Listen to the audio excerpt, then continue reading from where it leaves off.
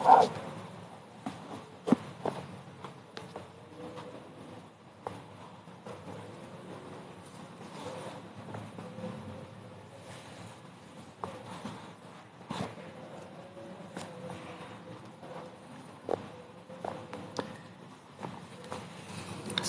warahmatullahi wabarakatuh. Alhamdulillah, salatu wassalamu ala rasulillah wa ala alihi washabihi wa mawalah. La hawla wala quwwata illa billah, amma ba'du.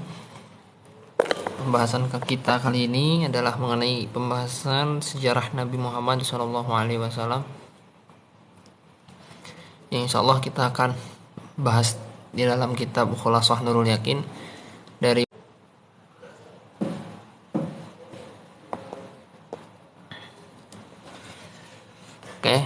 masih Khulasah jilid berasa beraha Kang, Khulasah jilid 1. Bagi yang punya kitabnya silahkan. Ini saya kitabnya ada makanannya teman-teman, udah ada makanannya dari sana. Karena untuk pembelajaran santri, kitab saya di rumah semua. Bismillahirrahmanirrahim. Sejarah Kanjeng Nabi kita mulai. Ad-Dauru tawiki iku ubengan periode al-awalu kang kawitan. Sekarang membahas tentang periode pertama.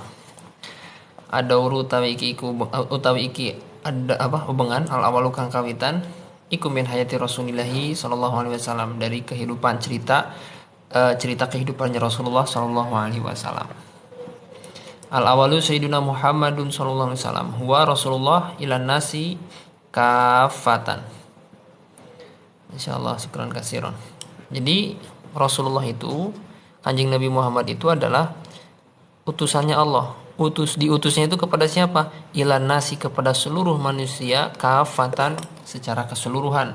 Karena memang Nabi itu ada yang diutusnya hanya satu kaum saja, seperti contoh Nabi Musa itu diutus hanya kaum Bani Israel saja. Maka nanti nggak ceramah, nggak dakwah ke kaum-kaum yang lain.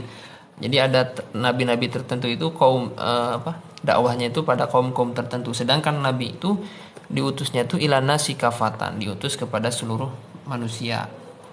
Wa akhirul anbiya'i, dan Nabi Muhammad itu adalah nabi yang terakhir. Wa imamur rusuli, dan pemimpin para utusan. Rasulullah itu pemimpinnya para rasul. Bahkan dikatakan seandainya tidak ada Kanjeng Nabi Muhammad, maka dunia ini tidak akan pernah diciptakan. Ada riwayat lain mengatakan bahwa beras yang kita makan itu berasal dari nurnya Kanjeng Nabi Muhammad. Insyaallah, subhanallah. Jadi kita makan beras itu sebenarnya dari nurnya Kanjeng Nabi. Yang kedua, ja'a bidini al-islami, Kanjeng Nabi itu datang dengan membawa agama Islam. Alladzi la yaqbalullahu yaumal qiyamati dinan ghairahu, yang mana Allah itu tidak menerima agama selain agama Islam pada hari kiamat. Nah, kita Bapak Khulasah Nurul Yakin.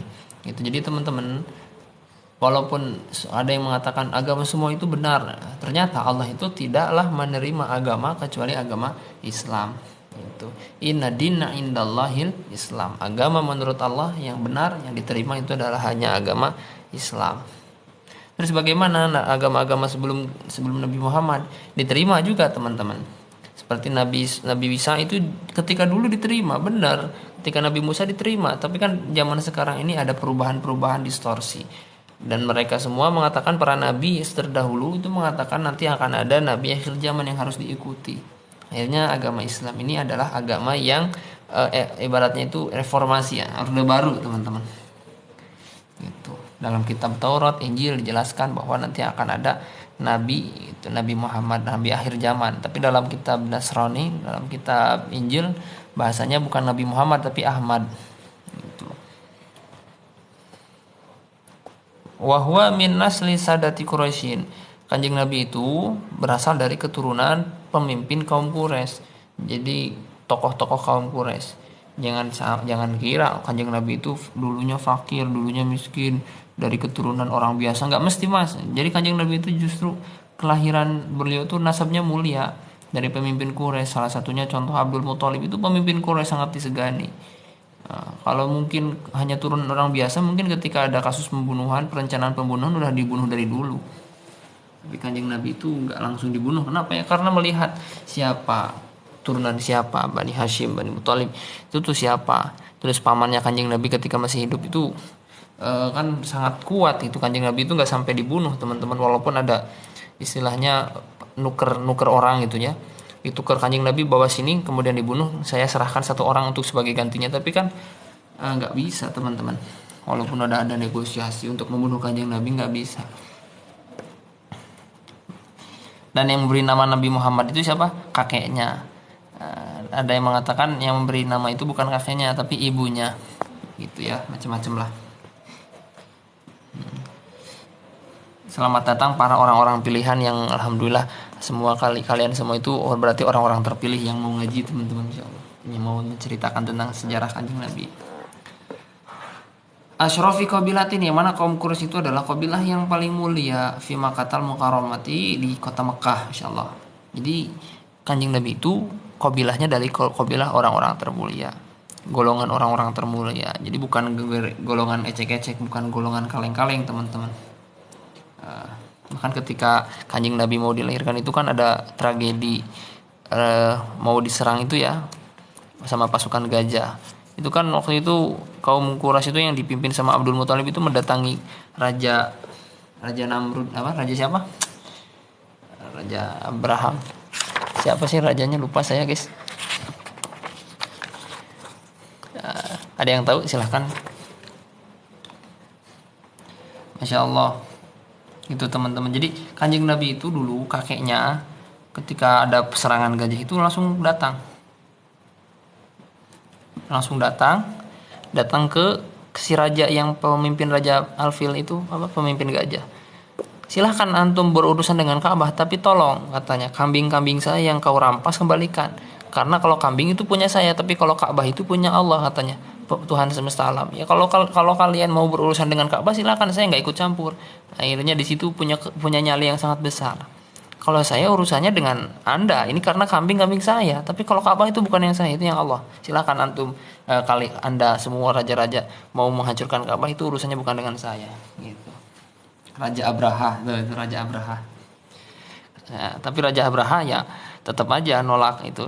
Saya pengen ngancurin Ka'bah. Gara-gara kenapa? Karena waktu itu dari kerajaan Abraha itu juga kok banyak orang yang selalu mendatangi Mekah. Karena yang ketika banyak orang mendatangi Mekah, akhirnya kan ekonomi meningkat teman-teman. Sedangkan Raja Abraha itu dari Yaman kalau nggak salah itu nggak mau, iri gitu dengan Mekah. Kok bisa segitunya padahal cuma batu. Akhirnya membuat tiruan seperti Ka'bah tapi tetap nggak laku gitu. Akhirnya emosi mau menghancurkan Ka'bah.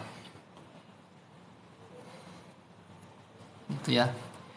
Akhirnya pengen menghancurkan Ka'bah. Itu gara-garanya. Kitabnya nanti saya sepil dulu lah biar nanti nggak ada yang tanya-tanya. Saya simpen, kasih stiker. Kitab apa nanti suka langsung itu. Kitab Khulasoh Nurul Yakin. Oke, selesai ya. Ini kalau ada yang mau tanya, Khulasoh Nurul Yakin. Nah itu. Wayatasilu nasabuhu isbi Ismail bin Ibrahim. Saya yakin ini pasti halaman 5 ya, ini halaman 5. Nasabnya Kanjeng Nabi itu bertemu kepada Nabi Ismail. Jadi Nabi Ismail bin Ibrahim. Nabi Ibrahim itu punya 2 putra, Nabi Ismail sama Nabi Ishak. Nabi Ismail itu keturunannya nggak ada nabi kecuali Nabi Muhammad. Jadi keturunannya tuh turunan punya turunan nggak ada nabi teman-teman. Ternyata nabinya itu yaitu terakhir Nabi Muhammad SAW. Tapi Nabi Ishak itu turunnya para nabi semua. Setelah Nabi Ishak itu nabi-nabi semua sampai Nabi Musa, Nabi Isa itu dari turunan Ishak. Itu ya teman-teman. Nasabnya bertemu dengan Nabi Ibrahim. Nabi Ismail, Nabi Ibrahim. Ismail saudaranya Ishak, Ishak itu keturunannya sampai ke bawah itu para nabi. Nah, Nabi Ismail ini ternyata putra dari Siti siapa? Siti Hajar atau Siti Sarah? Nabi Ibrahim itu punya 2 istri ya. Nabi Ibrahim itu punya 2 istri. Istri yang pertama itu istri asli, yang kedua itu karena budak hamba sahaya. Kemudian itu awal mula adanya tindik itu kan dari Nabi Ibrahim. Siapa coba? Saya pengen tahu. Dari teman-teman ada yang tahu? Siti siapa namanya? Yang sama ibunya Nabi Ismail itu siapa? Coba dicek. Siti Sarah atau Siti Hajar? Siti Hajar ya. gitu. Siti Hajar itu dulu itu budak, Siti Sarah itu istrinya Nabi Ibrahim yang sah. Setelah itu Nabi Ibrahim itu ternyata eh, Siti Hajar, betul. Terus apakah keturunan Nabi Ismail itu disebut juga nabi juga selain Nabi Muhammad? Enggak, keturunan Nabi Ismail ke bawah itu enggak ada yang jadi nabi kecuali Nabi Muhammad terakhir itu doang. Jadi gini teman-teman, kan nasabnya Kanjeng Nabi Muhammad itu kan dijaga. Setiap kalau dalam Al-Barzanji dijelaskan nurnya Kanjeng Nabi itu dari mulai Nabi Adam turun ke Nabi Ibrahim, turun ke Nabi Ismail gitu. Nah, dikatakan kan nurnya itu selalu menetap di tulang rusuknya Nabi Ibrahim pindah ke tulang rusuknya Nabi Ismail gitu loh, terus teman-teman. Selalu bertasbih, katanya kan hikayahnya, selalu bertasbih memuji Allah di dalam keadaan tulang rusuk itu nurnya. Nah gitu teman-teman. Jadi terus taqallub, terus bolak-balik sampai ke akhirnya ke Kanjeng Nabi. Nah, makanya waktu itu sampai keturun ke Abdul Muthalib, dari Abdul Muthalib turun ke Sayyid Abdullah. Sayyid Abdullah itu banyak yang cinta, teman-teman. Saking cintanya itu ada orang yang menawarkan diri, biarkan saya menjadi menjadi istrimu. Atau ada yang ngomong itu saya nggak apa-apa dijima gratis gitu ya. Ada juga yang gitu.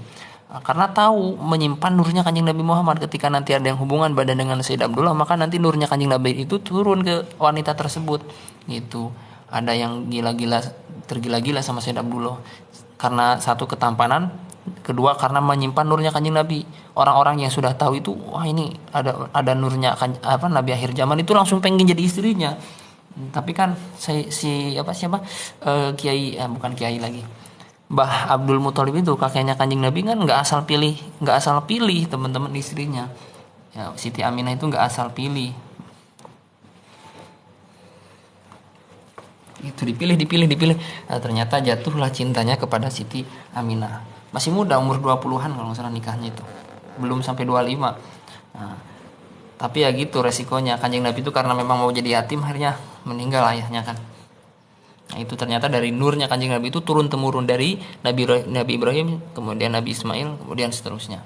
Nah, Nabi Ismail itu teman-teman jangan kira beliau itu ternyata putranya Ibu Hajar. Siti Hajar itu siapa? Siti Hajar itu dulunya hamba sahaya, hadiah.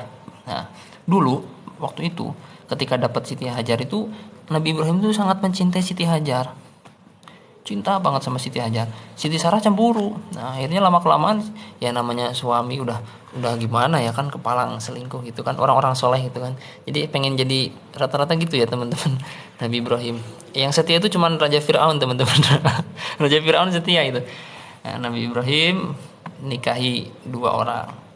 Setelah itu Nabi Musa juga menikahi berapa orang. Nabi Sulaiman itu juga sama, banyak banget selirnya. Nabi Muhammad juga sama. Masya Allah. Nah, Siti Hajar itu karena dicintai sama Nabi Ibrahim, ya, ketika dicintai sama Nabi Ibrahim, ternyata Siti Sarah nggak mau dinikah sampai ya, tapi dengan syarat, ya silahkan mau dinikah, tapi dengan syarat lukai dia sampai berdarah, lukai Siti Hajar sampai berdarah. Akhirnya Nabi Ibrahim kebingungan gimana caranya melukai wanita sampai berdarah. Jadi pengennya itu Siti Sarah tuh pengen Siti Hajar tuh cacat gitu teman-teman, supaya nggak cantik lagi gitu. Ternyata Nabi Ibrahim malah melukai telinganya, kemudian dibolongin berdarah lah akhirnya telinganya itu. Nah, sesuai dengan syarat akhirnya menikahi. Ternyata waktu dibolongin dipakai anting-anting malah lebih cantik lagi, makin emosi lagi itu Siti Sarah gitu. Ceritanya gitu. Itu awal mula adanya anting. Alaihimassalam. Asilatun. Pertanyaannya, siapa Nabi Muhammad? Kedua, Kanjeng Nabi Muhammad itu membawa apa? Ketiga, dari kabilah mana? Dan keempat, orang tuanya gitu dari kabilah mana? Terus biman yatasilu nasabuhu, nasabnya sampai ke mana? Sebentar ya teman-teman.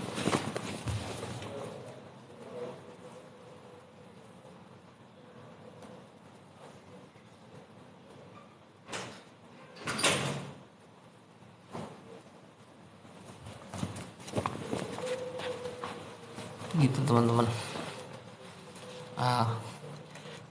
Kesimpulannya, Nabi Muhammad SAW itu adalah utusan Allah kepada seluruh manusia seluruhnya tanpa pengecualian. Ja'a bidin al-islami wa huwa rabiun quraisyun adnaniyun, yang mana Kanjeng Nabi itu datang dengan membawa agama Islam. Beliau itu orang Arab Turunan Quraisy, nasabnya kepada Sayyid Adnan. Kedua, pembahasan yang kedua, nasabuhu wa wafatu walidihi. Nasabnya Kanjeng Nabi dan cerita wafatnya orang tuanya Kanjeng Nabi. Walid itu berarti bapaknya, ayahnya Kanjeng Nabi. Waliduhu Abdullah ibnu Abdul Muthalib. Orang tuanya Kanjeng Nabi itu adalah Sayyid Abdullah. Yang mana Sayyid Abdullah ini adalah ibnu Abdul Muthalib, putranya Abdul Muthalib. Abdul Muthalib ini siapa? Ibni Hashimin, putranya Hashim. Hashim ini siapa? Ibni Abdi Manafin, putranya Abdul Manaf. Abdi Manaf itu siapa? Ibni Kusain, putranya Kusai. Kusai itu siapa? Kusai itu Ibni Kilabin. Gitu teman-teman. Jadi satu. Wa umuhu, ibunya itu siapa? Ibunya itu Aminah. Aminah itu siapa? Bintu Wahbin, putrinya Wahab. Wahab itu siapa? Wahab itu putranya Abdi Manaf. Abdi Manaf itu siapa? Putranya Zuhroh. Zuhroh putranya Kilab. Akhirnya bertemu di Kilab nih. Kilab. Fata jema'u ummuhu ma'awalidihi fi jadihi al-khamis. Maka nasab ibunya dengan nasab ayahnya itu bertemu di kakeknya yang kelima, Kilab ini. Gitu. Jadi satu kakek ternyata antara ibu dan bapak. Nah, gitu ya teman-teman. Jilid 1.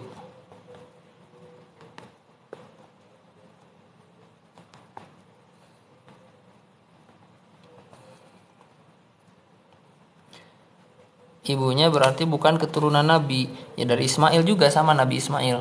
Sama dari Nabi Ismail. Walaqad tuwfiya waliduhu wa huwa fi batni ummihi wa umruhu samaniya asyarata sanatan wa dufina bil madinati wa lam yatruk syai'an minal mali. Oh ini 18 guys. Nih ya ceritanya. Jadi ayahnya Kanjeng Nabi itu wafat, sementara Kanjeng Nabi itu masih dalam perut ibunya.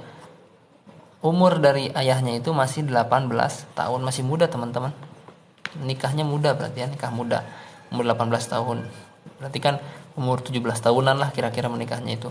Dan wadufina bil Madinah, ayahnya itu dimakamkan di Madinah.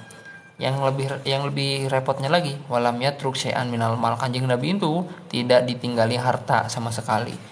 Makanya kenapa kok ada Siti siapa? Halimah ya. Halimah bukan. Yang nyusui Kanjeng Nabi itu siapa? Halimah ya. Siapa sih?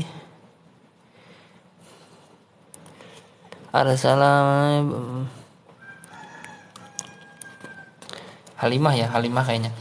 Halimah itu jadi dulu itu memang adatnya. Adat orang Arab itu menitipkan anaknya untuk disusui sama orang lain. Kenapa kayak gitu? Karena supaya ngomong bahasa Arabnya fasih. Karena orang yang suka nganterin susu itu, yang suka menyusui anak, itu rata-rata orang pedalaman. Orang-orang Arab yang bahasa Arabnya itu fasih. Karena kalau di kota Mekahnya itu udah tercampur bahasanya. Halimatus Sa'diyah. Udah tercampur bahasanya. Ya betul, Halimatus Sa'diyah. Wah, pinter-pinter. Jadi gitu teman-teman. Karena dulu itu Kanjeng Nabi tidak ditinggali harta, dan banyak yang tahu bahwa Siti Aminah itu mempunyai anak yatim. Jadi teman-teman jangan menghina, oh yatim itu dosa teman-teman. Jangan menghina gitu. Nah, karena tahu Kanjeng Nabi itu anak yatim, akhirnya para penjual ASI itu nggak mau ngambil Kanjeng Nabi itu, nggak mau. Bahkan Siti Halimah pun dalam satu riwayat itu nggak mau awalnya, karena nggak ada lagi yang mau disusui. Akhirnya ya udah Kanjeng Nabi jadi pilihan terakhir. Gitu. Jadi banyak yang ngambilin anak Quraisy itu, kaum kota Mekah itu, supaya nanti disusui kemudian dibawa pulang anaknya, diurus di sana bertahun-tahun, 2 tahun 3 tahun gitu. Satu alasannya supaya bahasa Arabnya fasih, kedua supaya nanti tata krama Arabnya itu masih ada tata krama asli orang Arabnya itu. Nah, karena Kanjeng Nabi tidak ditinggali harta, akhirnya nggak ada yang mau, karena tahu nggak akan ada upahnya gitu. Apa ini anak yatim nggak akan ada upahnya paling gitu kan, nggak akan dibayar paling gitu teman-teman. Daripada repot-repot. Nah, akhirnya keliling-kelilingan udah semua banyak rombongan mau pulang. Siti Halimah kebingungan, belum dapat anak yang mau disusui. Akhirnya sama suaminya itu, udah lah ambil aja itu anak yatim itu, katanya ambil aja, mudah-mudahan membawa berkah pada keluarga kita. Akhirnya mendatangi lagi Siti Aminah, dan Siti Aminah itu akhirnya di ini apa, eh, diberikan ke Siti Halimah. Siti Halimah pulang akhirnya ke rumahnya. Ya ternyata ketika Kanjeng Nabi di rumahnya masih kecil, itu banyak kejadian-kejadian aneh, rumput-rumput menghijau, kemudian sapi kambing-kambingnya gemuk gitu teman-teman. Bahkan ada tetangganya yang iri sama Siti Halimah, itu gembalain aja di rumahnya, gembalain supaya ikut gemuk, tapi gak gemuk-gemuk karena memang jatah itu ya, rezeki itu tidak akan tertukar. Jadi rezeki sudah tertakar, tidak akan tertukar. Itu keberkahan Kanjeng Nabi tersendiri, sampai-sampai Siti Halimah dengan ayahnya itu, dengan suaminya itu, Siti Halimah dengan suaminya itu mengatakan, semenjak kedatangan Kanjeng Nabi ini, keluarga ini jadi berkah gitu. Insya Allah. Itu Siti Halimah itu bukan hanya satu orang loh nitipin anak itu. Gitu teman-teman. Dan ketika kejadian Kanjeng Nabi itu didatangi sama sama malaikat Jibril, itu kan ada anak-anak yang lain melihat. Wah ternyata Kanjeng Nabi ada yang ini ada yang ada yang membelah dada Kanjeng Nabi gitu-gitu. Anak-anak kecil itu pada lihat, sengaja sama Allah dipertontonkan bagi mereka supaya nanti kelak ketika dia sudah menjadi orang besar, dia akan membenarkan apa yang diucapkan oleh Kanjeng Nabi dan mengakui bahwa Kanjeng Nabi itu adalah utusan terakhir. Itu salah satu alasan kenapa ada para anak-anak kecil itu melihat Kanjeng Nabi, kejadian itu, supaya itu nanti ketika sudah besar mereka membenarkan Kanjeng Nabi.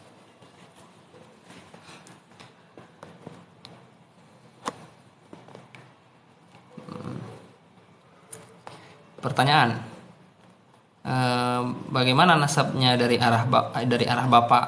Bagaimana nasab dari ayah ibu, dari arah ibunya gitu? Di kakek yang mana nasab ibu dan bapaknya bertemu? Kapan orang tuanya meninggal dan di mana dimakamkannya? Itu barusan itu kesimpulannya. Nama ayahnya itu adalah Abdullah bin Abdul Muthalib, ibunya adalah Aminah binti Wahab. Yang mana nasab keduanya bertemu pada kakeknya yang kelima. Ayahnya meninggal sementara Nabi Muhammad itu masih dalam perut ibunya gitu teman-teman. Jadi masih dalam kandungan, ayahnya meninggalnya itu dalam keadaan umur masih 18 tahun, masih muda teman-teman. Luar biasa. Wiladatuhu wa radha'atuhu.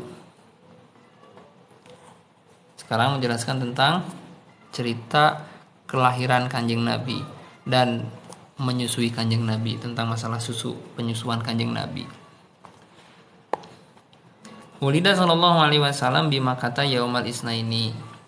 Kanjeng Nabi itu dilahirkan di kota Mekah hari Senin. Sania asyara min Rabiul Awwali amal fili. Tanggal 12 Rabiul Awal tahun gajah.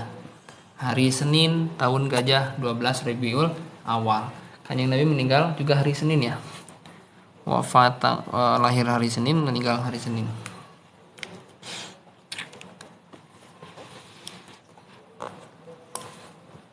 Terima kasih yang sudah follow, terima kasih yang sudah tap layarnya. Ya, Nabi dilahirkan di Mekah hari Senin, dimakamkannya di Madinah. Kanjeng Nabi itu dimakamkan di Madinah. Orang yang mau membunuh Kanjeng Nabi itu ternyata makamnya sebelah Kanjeng Nabi. Siapa tahu nggak? Orang yang dulunya pengen bunuh Kanjeng Nabi loh, itu makamnya sebelah Kanjeng Nabi guys. Tapi waktu itu izin dulu sama Siti Aisyah. Izin dulu boleh nggak katanya dimakamin di sebelahnya Kanjeng Nabi. Akhirnya dibolehkan. Insyaallah.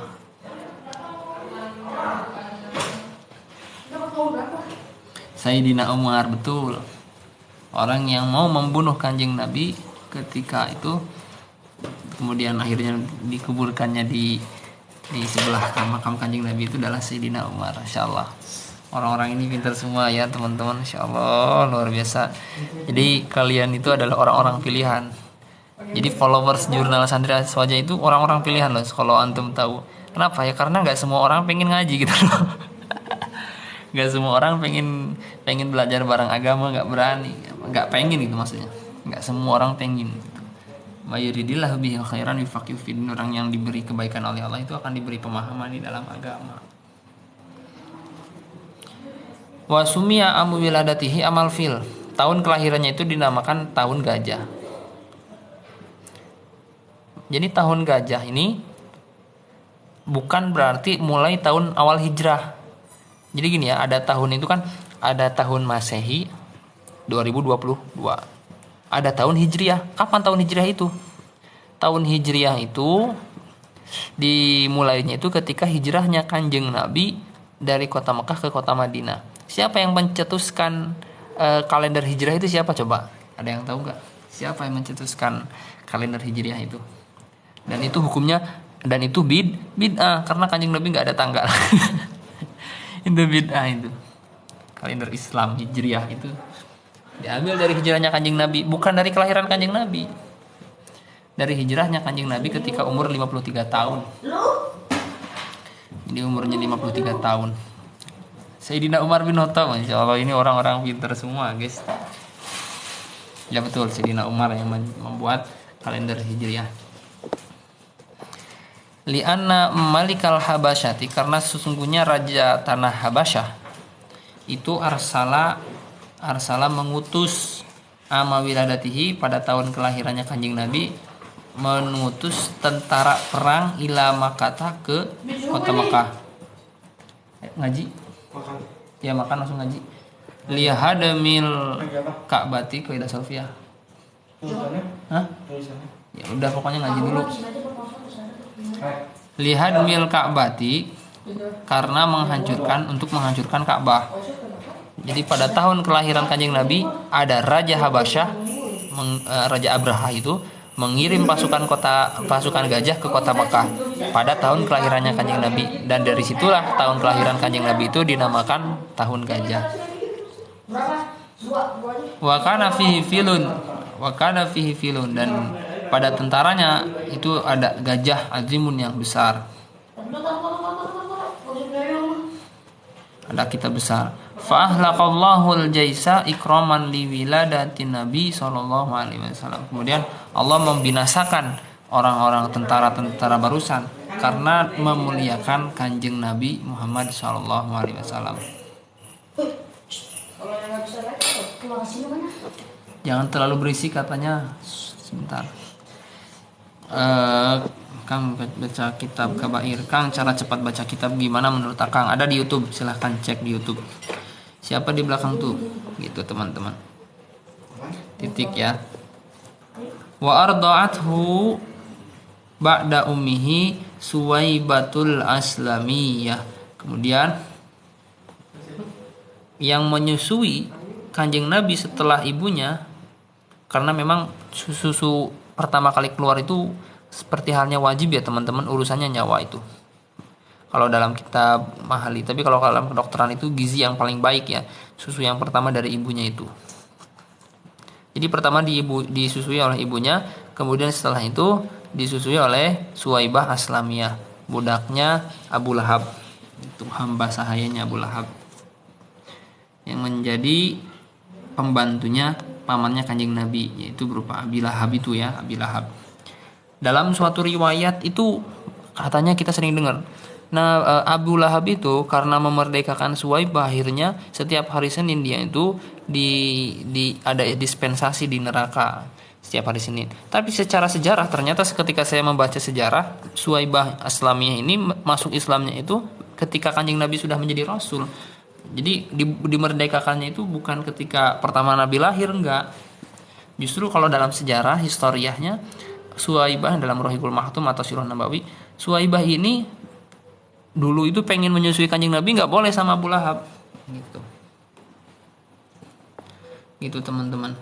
Salah satu alasannya. Ahlan wa sahlan yang baru datang. Gitu ya. Buat video per bab Kak.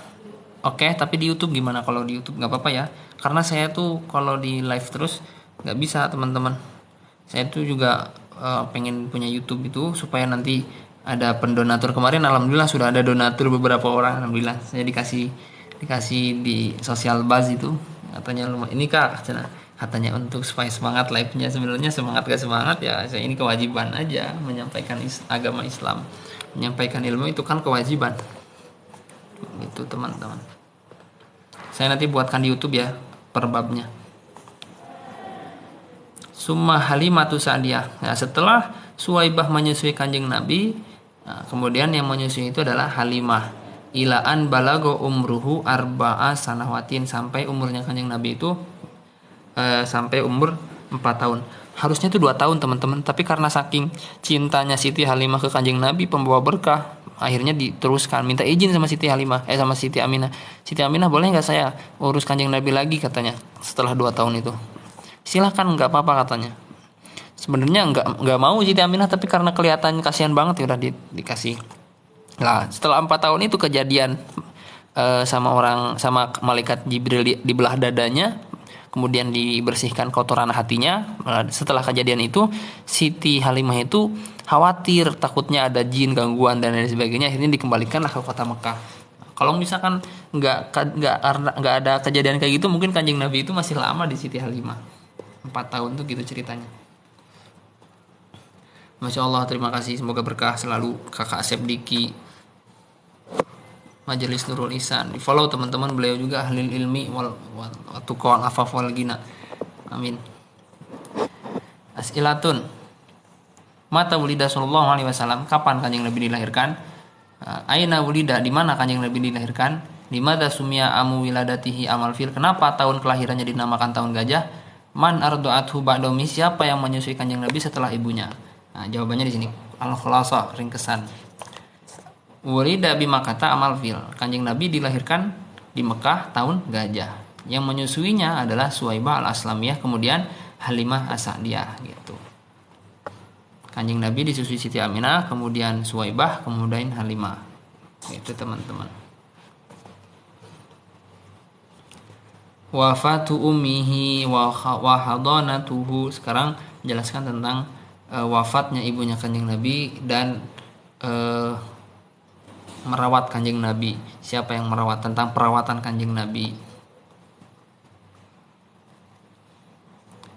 Tuwufiyat ummuhu sallallahu alaihi wasallam, ibunya kanjeng Nabi itu wafat, wahwa fi sadisati, sementara kanjeng Nabi itu umur 6 min umrihi, dari umurnya masih 6 tahun. Jadi hanya bersama keluarga sama ibunya itu cuma 2 tahun teman-teman, karena dari Siti Halimah itu kan 4 tahun, kemudian ibunya meninggal ketika umur 6 tahun, kan 2 tahun, itu pun nggak tahu lebih nggak tahu kurang.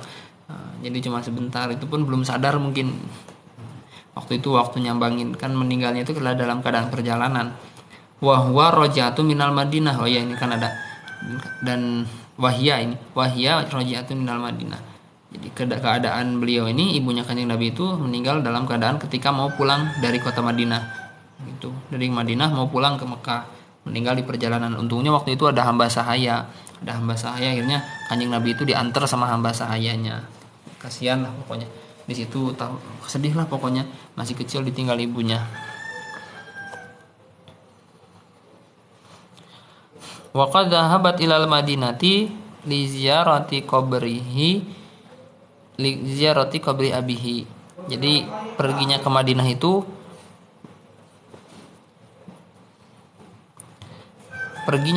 itu untuk menziarahi kuburan bapaknya kanjeng Nabi. Wa ma'aha, oh ini riwayat yang di sini gini ya. Wa ma'aha jadduhu Abdul Muthalib, dan bersama ibunya ada kakeknya. Dalam riwayat lain tuh wakila karena ma'aha Ummu Aiman wahya alati rojaat bi Rasul ila Makkah, dan mengatakan hamba sahayanya itu berupa Ummu Aiman. Jadi bersama dengan Ummu Aiman yang kembali sama Rasul ke Mekah itu. Nah, ini satu riwayat lain, Abdul Muthalib bersama dengan ibunya kanjeng Nabi pulang ke Mekah. Kasihanlah pokoknya perjalanan mau pulang, ibunya meninggal karena sakit. Di YouTubenya nanti kalau bisa belajar kitab Nahwu yang Syarah Jurumiyah dan kitab-kitab yang lain, Ustadz sudah ada. Antum tinggal join aja YouTube, nanti komentar, nanti saya tanggepin cepet langsung. Pengen apa langsung saya buatkan, nggak usah editan, malah saya ngeditnya biar cepet aja. Minta apa langsung saya buatkan, Kalau kebanyakan ngedit saya kadang nggak jadi terus nguploadnya. ngedit dulu nggak jadi upload, mending langsung baca set upload upload kan gitu aja lah. YouTube-nya yang penting jalan dulu. Wa qad dhahabat ilal Madinah wa qad dufinat. Masyaallah, syukron kasiron kakak Poison Rose. Semoga menjadi amal jariah, berkah selalu, mempunyai turunan soleh solehah. Mendukung pengajian itu salah satu faedahnya itu adalah memiliki keturunan soleh solehah, teman-teman catat. Ada juga keterangan kayak gitu dalam Ta'limul Muta'alim. Wa qad dufinat bil abwa'i. Ibunya Kanjeng Nabi itu dimakamkannya itu di tanah Abwa. Mana sih Abwa itu? Apakah di sebelah alun-alun? Di mana? Ternyata wahya qaryatun baina Makkah wal Madinati, suatu kampung di antara Mekah dan Madinah. Jadi ibunya itu dimakamkannya di Abwa, di antara kota Mekah dan Madinah. Kalau ayahnya dimakamkannya di Madinah ketika sedang perdagangan, kemudian sakit keras akhirnya meninggal di Madinah. Pokoknya sedihlah perjalanan kisah beliau ini. Bagus itu buku, yang bagus itu namanya Lentera, itu ceritanya lengkap. Alasan kenapa Kanjeng Nabi itu diutusnya di kota Mekah, dilahirkan di kota Mekah. Padahal waktu itu ada kerajaan namanya kerajaan Rum dan Persia, itu sangat besar. Kenapa Kanjeng Nabi itu justru dilahirkannya itu di kota Mekah yang keterbelakangan masalah ilmu? Supaya menjadi bukti bahwa Kanjeng Nabi itu dapat ilmu itu bukan dari manusia, bukan hasil belajar, tapi memang dari wahyu. Itu salah satu alasannya. Insyaallah.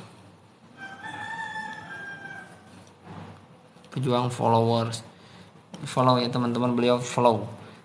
Siapa ini follow ya? Kakak Muhammad Alwi di follow. Setelah itu fahadonathu Ummu Aiman. Setelah ibunya Kanjeng Nabi meninggal, akhirnya diuruslah oleh yang namanya Ummu Aiman, khadimatu abihi Abdillah, yang mana Ummu Aiman ini adalah budaknya bapaknya Kanjeng Nabi, jadi hamba sahaya. Akhirnya warisannya itu salah satunya Ummu Aiman. Gitu teman-teman.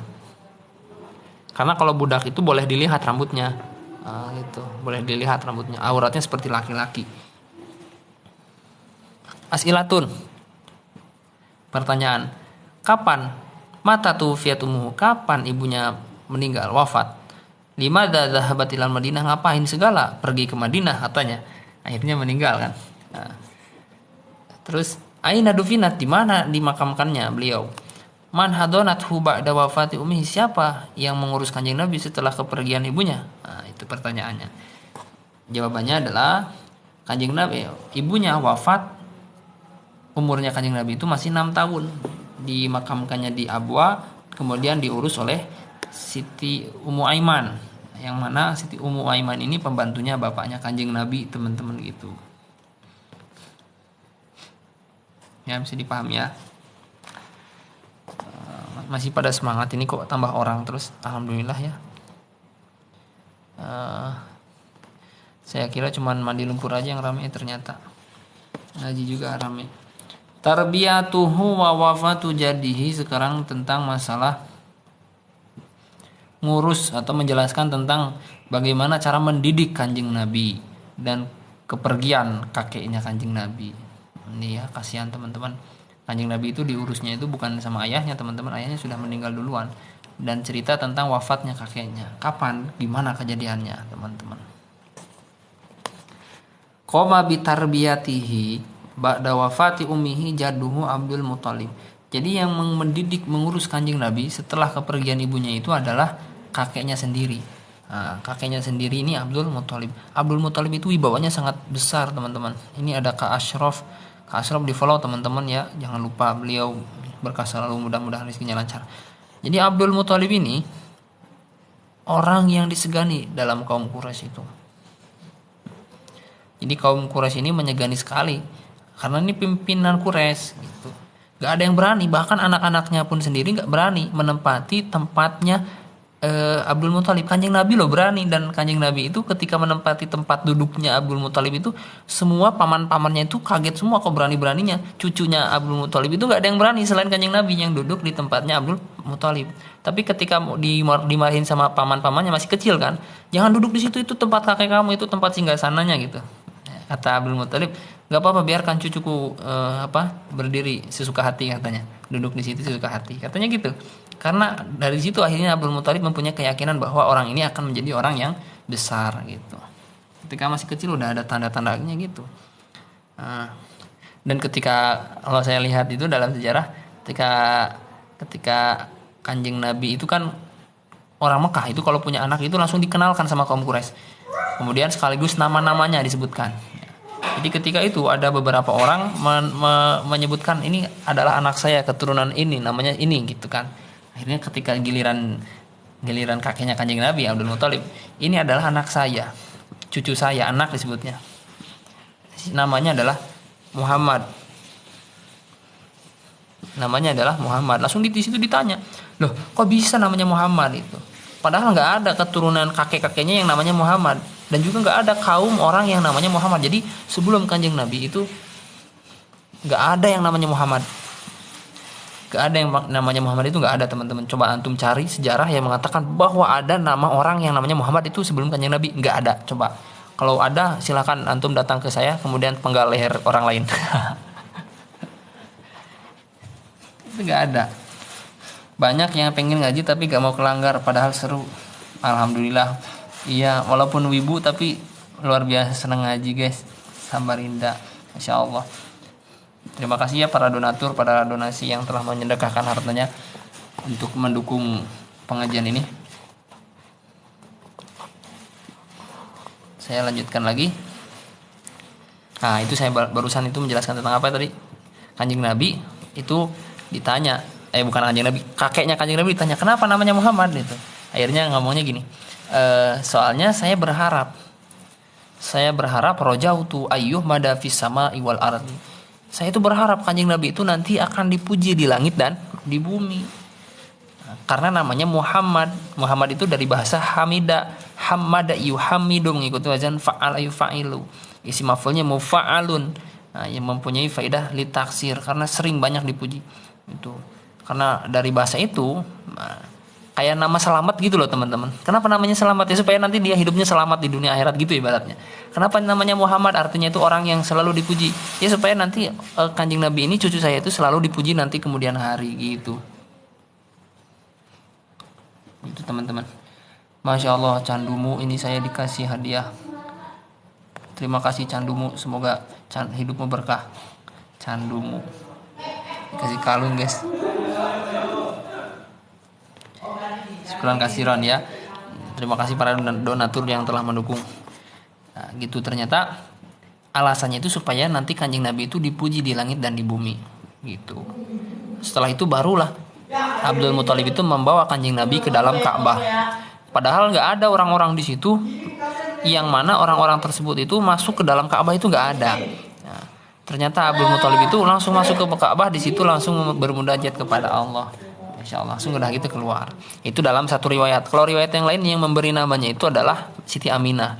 Ketika itu Siti Aminah didatangi malaikat dan dikatakan bahwa engkau telah mengandung Sayyidul Alamin, Sayyidul Bashar, orang yang pemimpin para manusia gitu.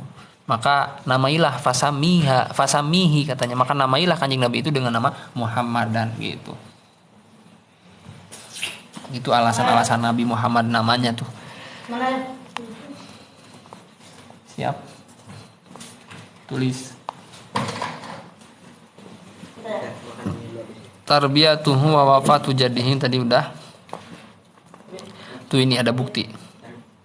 Wa kana yuhibbuhu, Abdul Muthalib itu sangat mencintai Kanjeng Nabi. Aksaro min hubbihi li auladihi, lebih banyak, lebih cinta daripada ke anak-anaknya sendiri. Jadi Abdul Muthalib itu punya anak. Anaknya itu kan banyak, salah satunya Abu Lahab, ya, Hamzah, itu kan anak-anaknya semua. Nah, ternyata yang paling dicintai itu adalah cucunya, mengalahkan anak-anak aslinya. Abu Lahab itu anaknya juga, Abu Thalib itu anaknya. Cucunya malah yang dicintai. Masya Allah, luar biasa ya. Karena tahu. Jadi orang-orang kayak gitu udah punya pandangan khusus. Wah, ini orang biasa, orang luar biasa ini. Kanjeng Nabi ini bakal jadi orang hebat itu. Meyakini gitu. Meyakini sekali. Dari sifat-sifatnya Kanjeng Nabi itu orang yang jujur dan apa, pokoknya udah tahu semua ini bakal jadi orang besar.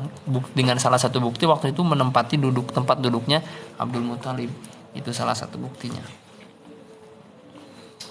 Gitu ya, teman-teman. Terima kasih para donatur. Wa kana yuhibbuha aktsara min hubbihi li auladihi walamma balago, dan ketika umurnya Kanjeng Nabi itu mencapai 8 tahun, mata jaduhu, kakeknya meninggal setelah diurus oleh kakeknya 2 tahun. Ibunya 2 tahun, kakeknya 2 tahun. Mungkin teman-teman cukup sekian bisa saya sampaikan. Terima kasih Kakak Alwi, para donatur yang baik hati dan tidak sombong. Semoga rezekinya berkah, mempunyai turunan soleh-solehah dan berilmu tentunya. Amin ya Allah ya Rabbal Alamin. Wabillahi taufiq wal hidayah wa ridha wal inayah. Wa'alafu minkum. Assalamualaikum warahmatullahi wabarakatuh.